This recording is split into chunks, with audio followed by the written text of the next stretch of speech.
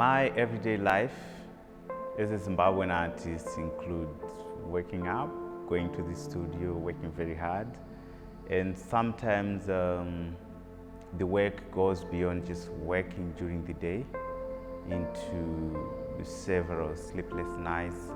And for my studio, I have a team of assistants who I work with, who supports me. I've always wanted to be an artist, you know, it was like a big dream. But the trick was I didn't really know what artists do. I've learned a lot of things, which I'm also trying to impact in my society through my project called Mbare Art Space. My name is Moffat Takadiwa. We are at the National Gallery of Zimbabwe, inside one of their galleries. And I'm an artist. My work, I use found materials from everyday consumable goods.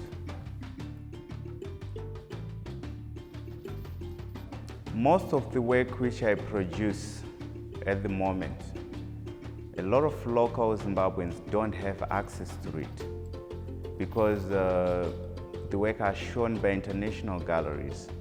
I work with a gallery based in the USA and another gallery in Paris. And with these two galleries, they only do international shows around the world. And for the Zimbabwean audience, they don't get to see the work. So with this exhibition, this will be after a long time. I think my Zimbabwean people can now come in this gallery and see the work in person, I think, which is very important.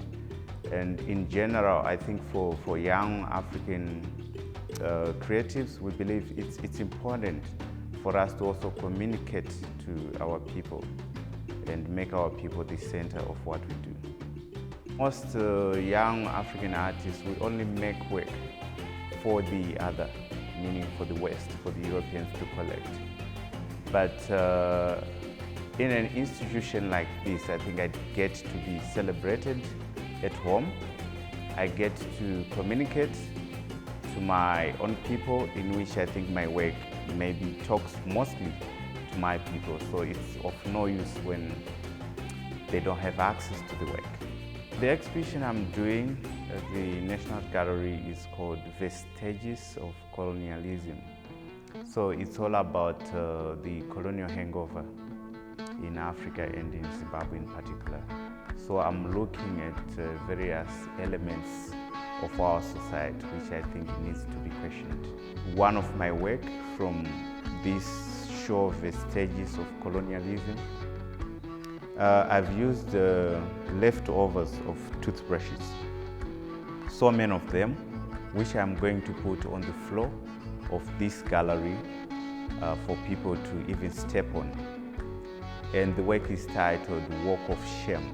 In this work, I'm questioning that how as the whole world, especially the West, how we've pushed our environment almost to our very own extinction, you know, and how we are now walk of shame, and imagine problems of maybe electricity, blackouts, problems of diseases, and these general funny African problems are now easily approaching the West and the Europeans and so on.